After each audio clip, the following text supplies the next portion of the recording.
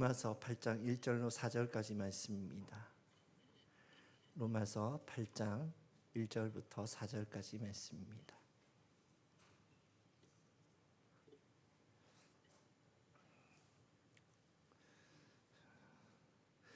함께 한 목소리로 합독하시겠습니다. 시작.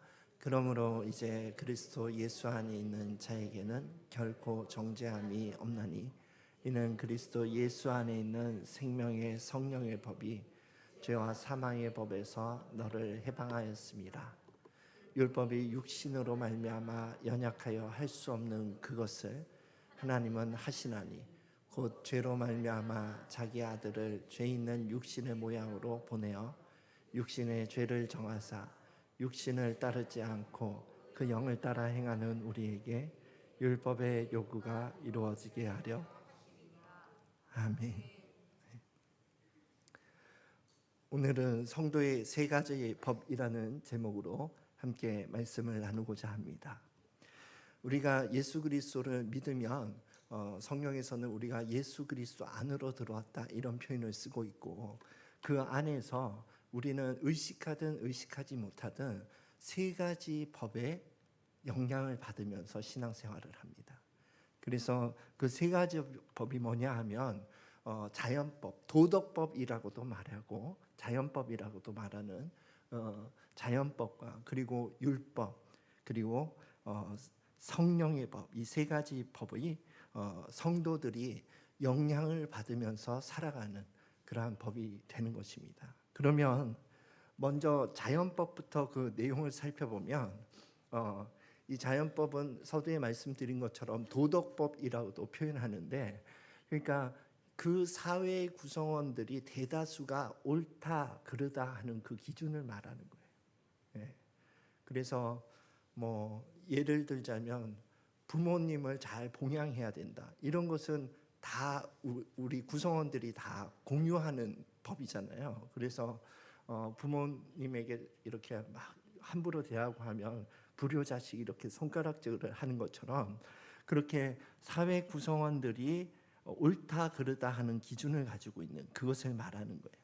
그런데 이 도덕법과 이 자연법은 양심의 기준을 가지고 있어서 시대별로, 지역별로, 상황별로 그 옳고 그름이 다르게 판단이 돼요. 뭐 예를 들자면 이제 뭐 우리 교회 안에서는 뭐 동성애 이것은 아직도 여전히 성경적인 기준을 가지고 이 잘못된 것이다 이런 기준을 가지고 있는데, 예전에 제가 중고등학교 때만 해도 동성애 그러면 굉장히 좀 부끄러운 죄였거든요. 드러내지도 못하고 그런 죄였는데, 지금은 이게 소수 인권 이래서 이게 막 드러내고 다니는 시대가 됐어요. 그죠? 그런 것도 이제, 그리고 이제 예전에 제가 학교 다닐 때는 선생님께 이렇게 맞고 오면 부모님께 말도 못해요. 부끄러워서. 또 얘기했다가 더 맞아요. 그러니까 얘기 안 하는 게 나아요. 그런데 요즘은 학교 선생님들 이제 가끔 대화를 해보면 체벌하면 큰일 난다고 그렇게 말씀하시더라고요. 그러니까 이제 뭔가 이런 것들이 그 시대별로 이렇게 다르게 적용되는 거죠. 또 지역별로도 이슬람권에서는 이제 그 가족의 명예를 실추했다 그러면 그 죽여도 되는 사회법이 있다는 거예요. 우리는 이해할 수 없지만 그런 것들이 있는 거예요. 그리고 또 상황별로는 평상시에는 사람을 죽이면 살인자가 되는데 전시에는 전쟁 영웅이 되는 거잖아요. 그러니까 이러한 그 도덕법은 시대별, 상황별, 또 지역별로 다른 기준이 적용될 수 있다 하는 것이 한계라는 거예요. 그런데 이 자연법에 속해서 살면 어떤 특징이 있냐면은 내가 판단해. 자연법 속에서 살아가는 그리스도인 성도는 특징은 그 중심에 내가 있습니다. 그래서 옳고 그름의 판단이 나의 기준이, 내 양심의 기준이고 내가 가지고 있는 옳고 그름의 기준이 자연법에 속한 성도들의 어떤 특징이 되는 겁니다. 그리고 또 내게 불편한 죄는 내가 어떻게든 합리화해요. 뭐 전에 이제 예배 중에 제가 한번 예화를 말씀드렸던 것으로 기억하는데, 제가 주일 성수를 하지 않았잖아요. 하지 않았지만 내 스스로 그것을 합리화하더라고요. 그러니까 우리가 자연법 속에서, 자연법의 영향 아래서 신앙생활을 하면 내가 기준이 되고, 그래서 내가 옳고 그른 것을 판단하든지, 아니면 내가 그릇된 어떤 선택을 하고 삶을 살더라도 그것을 얼마든지 합리화하면서 걸어갈 수 있다는 거예요. 예. 그게 자연법에 속한 그리스도인 특징이 되는 겁니다. 자, 그러면 두 번째 영역인 율법은요. 율법은 절대 합리화가 없습니다. 율법은 절대 기준을 가지고 죄는 죄다 그러는 거예요. 동성애 아무리 뭐 소수인권이라고 얘기해도 우리가 율법의 기준을 가지고 있다면 하나님이 성경에서 죄라고 하지 않았냐? 그러면 죄인 것이다 이렇게 말할 수 있는 거예요. 그리고 뭐 우상에게 절하지 말라. 제가 초창기에는 저희 집은 제사를 드렸거든요. 불신 가정에 제가 처음 믿었죠. 우리 가정에서는 저희 외할아버지 외할머니는 굉장히 독실했나 봐요. 새벽 기도도 늘 다니시고 그랬다는 얘기 들었거든요. 그래서 그 신앙이 저에게 이렇게 물려온 것이 아닌가, 우리 가정 긍휼히 여겨서. 그런데 제사 지낼 때에 처음에는 아버지한테 혼나니까 그냥 제사 지냈어요. 예, 그리고 또 합리화하고. 예, 그런데 이제 신앙이 자리 잡으니까 그게 양심에 걸리잖아요. 그러니까 서서 다 절하는데 나만 서 있으니까 정말 그 눈총을 받는 것도 참 어려운 시기가 있었어요. 그러니까 죄는 죄다 하는 그 절대적인 기준이 변하지 않는 것이 율법이라는 거예요. 율법에 속한 성도의 그 딜레마는 뭐냐 하면요, 지키면 내가 교만의 자리에 갑니다. 그래서 지키지 않는 사람을 볼 때 내가 그것을 표현하든 표현하지 않든 내 마음속에서 판단이 있어요. 아유, 저것도 못 지키고 저것도 못 지키고, 이 판단이 있다 이거예요.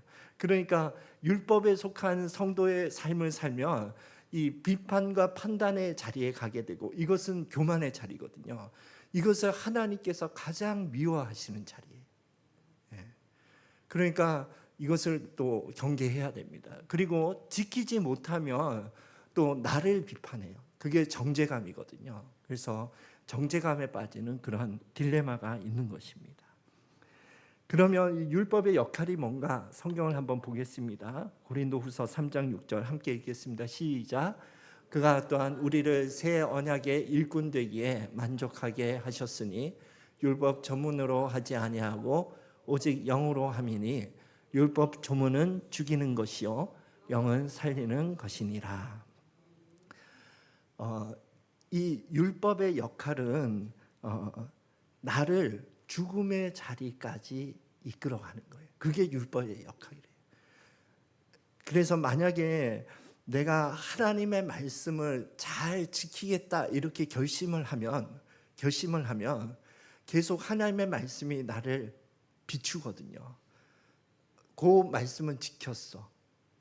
그러면 또 그 다음 단계 말씀 또 비추시더라고요. 그 말씀을 또 지켰어. 그 다음 말씀을 지켜요. 그럼 또 어떤 또 부작용이 있냐면 나는 이렇게 말씀을 잘 지켜. 이 교만의 자리에 가게 돼요. 그러니까 그래서 또 넘어졌어요. 잘 지키다가 또 넘어지잖아요. 연약해서. 넘어지면 또 정죄의 자리에 가가지고 나 같은 게 무슨 목사의 자리에 있냐. 설교는 어떻게 하냐. 이런 정죄감에 빠지게 되는. 그래서 결국 나를 어디까지 데리고 가냐 하면 주님 오호라 나는 어찌하오리까. 내가 어떻게 해야 합니까 주님. 그 자리까지 가는 거예요. 나는 할 수 없습니다. 그 자리까지 가게 하는 것이 율법의 역할이에요. 그래서 갈라디아서 3장 24절 상반절에는 율법은 우리의 몽학 선생, 몽학 선생은 성인이 다 될 때까지 종인데 스승의 자리에서 그 주인의 아들을 키우는 선생님이거든요. 그러니까 율법의 역할은 우리가 예수 그리스도를 만나고 성령의 법 안으로 들어갈 때까지 몽학 선생 역할을 하는 거예요.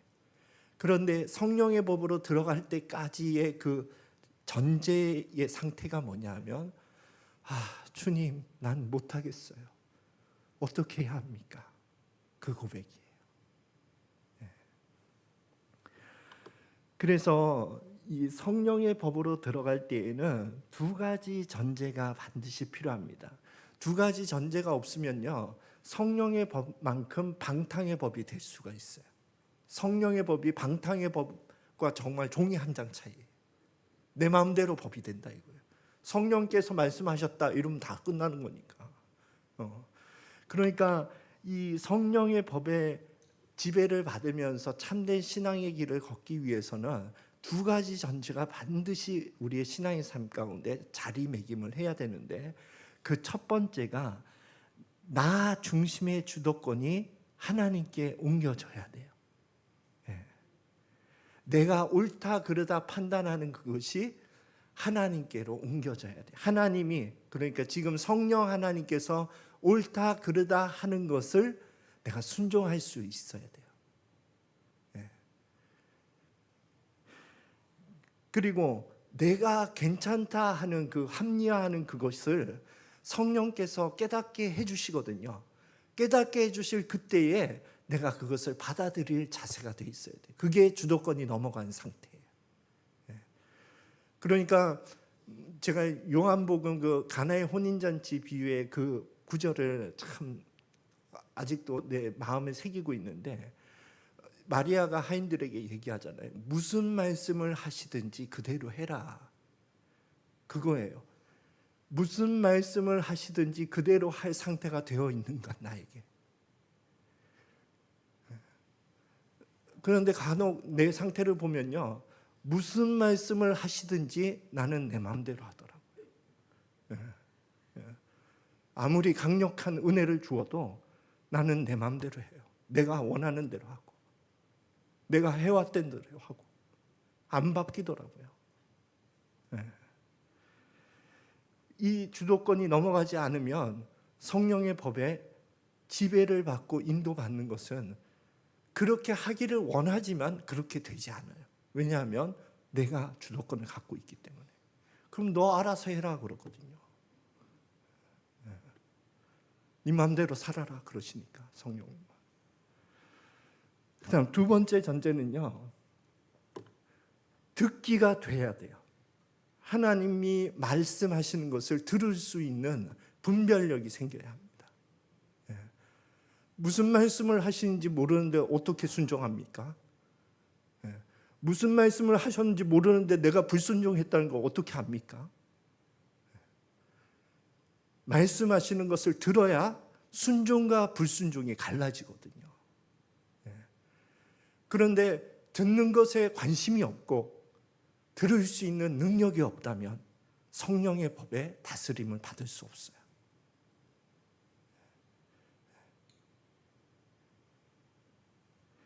그래서 이 두 가지가 반드시 우리의 신앙의 삶에 전제되어 있어야만 우리가 자연법에 머무는 신앙의 삶이 아니고, 율법에 머무는 신앙의 삶이 아니고, 성령의 법 안으로 들어갈 수 있는 문이 열리는 거예요. 그러면 이 성령의 법으로 산다는 게 무엇인지 제 삶에 좀 구체적인 예시가 하나 있거든요. 그게 저에게는 음주 문제였어요. 지금도 음주한다는 얘기가 아닙니다. 제가 젊었을 때, 이제 신앙생활을 할 때에, 제가 뭐 간증에서도 얘기했지만 학교에서는 음주 문화가 있어서 어울리려면 술을 마셔야 되고, 아니면 나 혼자만 족고다이로 지냈든지. 그러니까 이게 술을 마시면 또 정죄감이 오고, 안 마시면 왕따가 되는 것 같고, 이러니까 곤란한 거예요. 너무 어려웠어요. 그래서 술 마시는 문제를 어떻게 내가 해결해야 될지 모르겠다. 그래서 이중생활을 하는 거죠. 학교에서는 술 마시고 그렇게 지내다가 교회 오면 술 안 마시고 또 막 주일학교 선생님이고 뭐 찬양 인도도 하고 그러니까 그 두 가지 생활이 그냥 공존하면서 가는 거예요. 가는데 이 술 문제에 대해서는 나도 결론을 내지 못하더라. 그런데 그러니까 그때에 그렇게 막 음주 문제로 갈등할 때에 내게 적용되었던 말씀은 이 고린도전서 8장은 그 문제를 말하고 있어요. 우상의 제물, 우상에게 드려진 그 제물의 고기가 시장에 나와서 팔렸거든요. 그래서 시장에 팔리는 값싼 고기가 우상의 제물이라는 것을 알아요, 사람들이. 예. 그런데 그것을 사다 먹거나 또 그것을 또 이렇게 우상의 고기를 파는 고깃집이 있을 수도 있잖아요. 거기서 고기를 먹는다든가 그럴 때에 딱 이게 음주하고 일맥상통하는 거예요. 만약에 믿는 자가 술집에서 술을 먹고 있다, 막 목사가 호프집에서 생맥주를 마시고 있다, 이거 보면 여러분 다 이게 수용이 됩니까? 안 될 거 아니에요, 그죠? 목사는 너무 과하고 그냥 청년부, 그때 당시에 청년부다, 청년부 찬양 인도하는 그 형제가 호프집에서 먹고 있는 걸 봤어요. 초신자가 이제 왔는데, 교회에 왔는데 술 마시고 있는 걸 봤어요. 그때의 양심이 담력을 얻는다는 거예요. 예. 아, 마셔도 되는구나. 찬양 인도자도 마시는데 뭐 마셔도 되는구나. 그리고 그 세신자가 술을 마시면서 정죄감에 빠지는 거예요. 예. 아이고, 내가 우상의 제물을 이렇게 먹어도 되는가? 내가 술을 마셔도 되는가? 일맥상통하죠? 그 정죄감에 빠진다는 거예요. 그래서 신앙의 길을 떠나는 그러한 초신자도 있다 하는 것을 고린도전서 8장에서 예시를 드는 거예요. 그래서 이건 뭐 어떻게 하냐 고민을 했었는데 나에게 복음과 같은 고린도전서 8장의 말씀이 쏙 들어왔어요. 그게 뭐냐면 고린도전서 8장 8절, 제가 한번 찾아서 읽어볼까요? 뭐라고 써있나 한번 원문을 직접 한번 봅시다. 8장 8절에 이렇게 되어 있습니다. 음식은 우리를 하나님 앞에 내세우지 못하나니 우리가 먹지 않는다고 해서 더 못하는 것도 아니고 먹는다고 해서 더 잘 사는 것도 아니다. 이걸 조금 의역해서 해석하자면 음식은 우리를 더럽게 하거나 깨끗하게 하는 그런 것이 아니다. 예수님도 말씀하셨잖아요. 입에서 들어가는 것이 우리를 더럽히는 것이 아니라 마음에서 나오는 것이 우리를 더럽히는 거다. 일맥상통하는 거예요. 그러니까 음식이나 이런 모든 것은 하나님이 만드신 것인데 자유하다 하는 것이 이 우상의 제물로 알고 먹든 모르고 먹든 우상의 제물 자유롭게 먹어도 고기일 뿐이다, 이 주장이거든요. 예. 그러니까 이제 음주에 대해서는 제가 이 말씀을 받은 다음에 자유하자 그렇게 됐어요. 예, 자유하자 이 결론으로 갔어요. 그래서 이게 어디까지 갔었냐 하면은 그러니까 막 폭주를 하면서 막 술 취해서 그런 상태는 아니고 이제 집에서 뭐 고기를 구워 먹을 때나 이럴 때 맥주 한 잔 하고 이런 것에 대해서 제가 정죄감을 느끼지 않고 그렇게 술을 즐기면서 신앙생활을 했어요. 그게 이제 8장에서 네가 가지고 있는 지식이 너를 자유하게 할 수는 있지만 그것으로 인해서 믿음이 연약한 자가 시험을 받을 수 있다, 이걸 지적하는 거예요. 근데 나는 이제 그 정죄감에서 이제 일단은 자유하게 되어서 그 청년 시기에 술 문제에 대해서는 정말 자유함을 가졌어요. 막 폭주를 하고 이렇게 하지 않는 것은 괜찮다, 그런 결론을 가지고 그게 어디까지 갔냐면 몽골 선교지까지 갔어요. 그래서 제가 설교 때도 여러분 너무 막 매여가지고 그렇게 하지 마십시오, 이런 설교도 막 뭣도 모르고 한 거죠. 그런데 그 중에 한 사건을 하나님께서 만나게 하신 거예요. 딱 이 성경과 동일한 사건을. 그 몽골은요, 술을 마시고 막 가정에서 폭력을 하고 이런 가정이 몇몇 있었어요. 우리 교회에 나오는 성도들 가운데도. 그런데 그 성도가 술을 이제 끊어야 되는데 끊어야 되는 거예요. 그 성도는. 그런데 제가 설교 중에 자유하십시오 그러면서 나도 마십니다 막 이런 설교를 하고 진짜 담력을 얻은 거예요. 그래서 집에서 술을 끊어야 될 그 사람이 술을 마시면서 목사님도 마시지 않냐, 자유하라고 그러지 않냐, 이래서 그 소식이 나한테 들린 것이 나한테 큰 충격이 됐어요. 내가 저 가정이 어떤 가정인지 알고 있는데, 술을 끊어야 될 가정인데 나 때문에 담력을 얻었다니. 네. 그래서 제가 제 눈에 들어오지 않았던 이 고린도전서 8장의 마지막 결론이 그때서야 눈에 들어오더라고요. 그때 이렇게 돼 있더라고요. 제가 읽어드리겠습니다. 지식이 있는 네가 우상의 집에 앉아 먹는 것을, 지금 술집에 앉아 먹는 것을 이렇게 의역할 수 있는 거죠.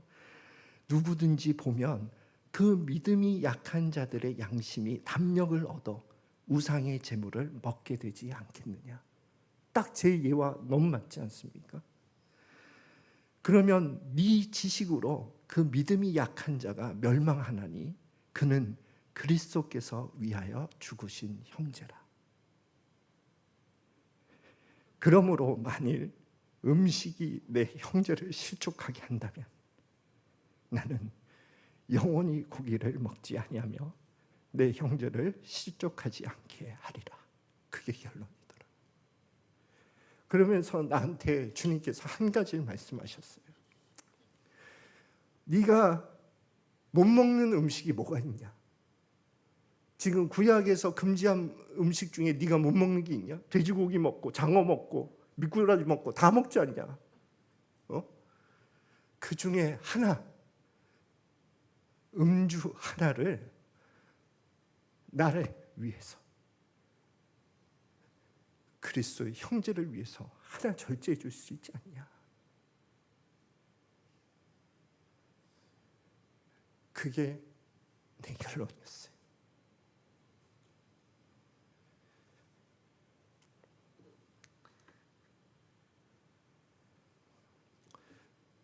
그 이후에 이제 뭐 양심 고백을 하자면 정읍에서 맥주 한 번 먹은 적이 있습니다.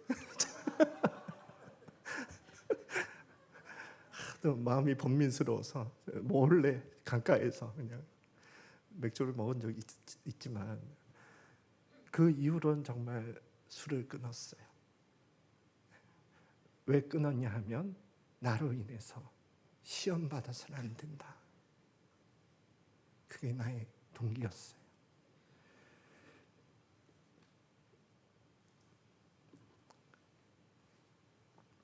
말씀을 같이 읽겠습니다. 시작. 만일 누구든지 무엇을 아는 줄로 생각하면 아직도 마땅히 알 것을 알지 못하는 것이요, 또 누구든지 하나님을 사랑하면 그 사람은 하나님도 알아주시느니라. 아멘. 결론적으로 말씀드리면 성령의 법 안에서 산다는 것은 하나님의 말씀을 듣고 순종할 수 있다는 거예요. 그런데 왜 순종하냐 하면 사랑하기 때문이에요. 우리가 무엇을 하고 무엇을 하지 않고 하는 동기가 뭐냐 하면 하나님을 사랑하기 때문이에요.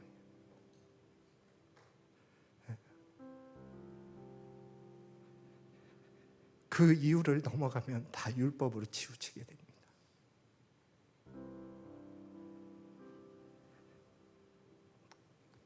그런데 이러한 성령의 법 안에 산다는 것은 전제에서 말씀드렸듯이 내 힘으로 그게 되는 게 아니거든요. 오늘도 청년 소그룹 모임에서 이런 자기 부인에 대해서 좀 나누었는데, 자기 부인 해야 된다는 건 알아요.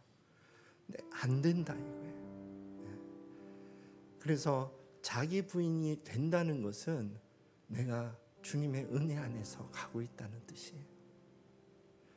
그래서 성령의 법으로 사는 사람은요, 성령 충만을 갈망해요. 왜냐하면 성령 충만에서 벗어나면 나는 옛사람으로 가니까. 그래서 다른 사람과 다툼이 있고 내 마음에 막 번민이 있고 이런 옛사람으로 여지없이 가게 되니까. 그래서 나는 하나님의 영으로 가득하기를 원해요. 그래서 그분의 말씀을 듣고 분별하기를 원해요.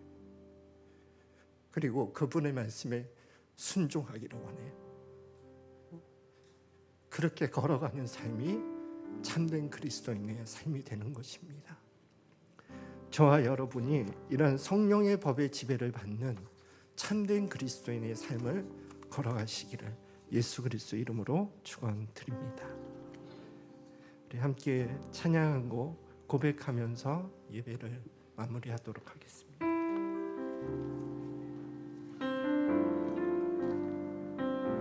주님 말씀하시며 주님 말씀하시며 내가 나아가리다. 주님 뜻이 아니면 내가 멈춰서리다.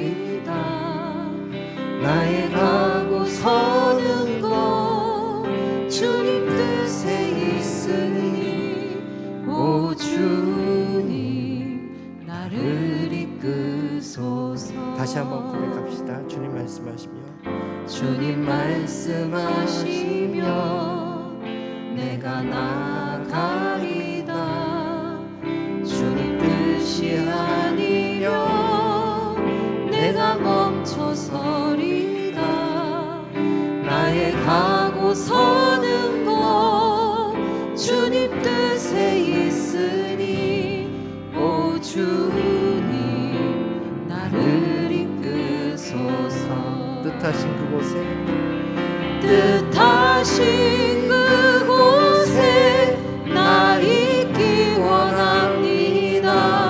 이끄시는 대로 순종하며 살리니 연약한 내 영혼 통하여 일하소서. 주님 나라와 그 뜻을 위하여 뜻하신 그곳에 나 있기 원합니다. 이끄시는 대로 순종하며 살리니 연약한 내 영혼 통하여 일하소서. 주님 나라와 그 뜻을 위하여 오 주님 나를 이끄소서. 기도하겠습니다. 하나님 아버지, 정말 주님께서 말씀하시면 내가 그대로 순종하면서 나아가기를 원합니다. 성령 하나님께서 나의 삶의 주인 되시어서 성령의 법으로 다스리는 삶으로 이끌어 주시옵소서. 지금은 우리를 구원하신 예수 그리스도의 은혜와 우리를 구원하기 위해 예수 그리스도를 우리에게 보내주신 하나님 아버지의 크신 사랑하심과 우리 안에 거하시며 우리의 삶을 성령의 법에 이끌리는 삶을 살게 하시는 성령 하나님의 교통 역사하심이 이곳에서 하나님 앞에 예배드리고 있는 하나님의 거룩한 권속들 머리 위에와 그 가정 위에 지금부터 영원히 함께할지어다.